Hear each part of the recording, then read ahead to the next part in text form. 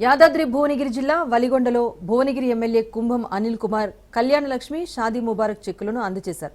ఈ సందర్భంగా పేద ప్రజల సంక్షేమమే ధ్యేయంగా ప్రభుత్వం పనిచేస్తోందన్నారు. త్వరలో ఇందిరమ్మ ఇళ్లకు ముగ్గులు పోసే కార్యక్రమం మొదలవుతుందన్నారు. అర్హులందరికీ రేషన్ కార్డులు అందజేస్తామన్నారు. అసెంబ్లీలో బునాదిగాని కాలువపైన మాట్లాడటం, నిధులు కేటాయించడం సంతోషకరమైన విషయమని అన్నారు. ఇక మూసీ ప్రక్షాళన కూడా మొదలవుతుందని, నియోజకవర్గంలో అన్ని రోడ్లు వేస్తామని తెలిపారు.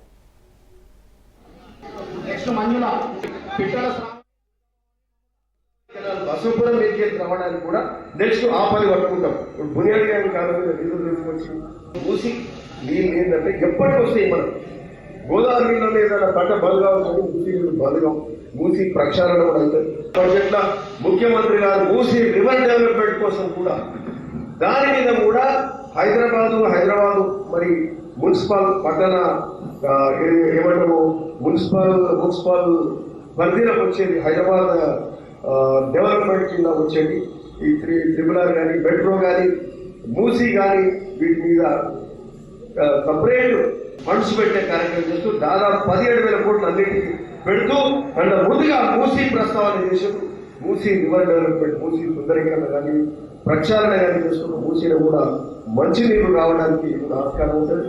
ఒక పక్క బునియాది గారి కాలం సాధించుకున్నాం, మూసీ ప్రక్షాళన కూడా మొదలవుతుంది. బసవపురం నుంచి నీళ్ళు తీసుకురావాలి. బసవపురం నుంచి ప్రాజెక్ట్ నుంచి నీళ్ళు వస్తే గోదావరి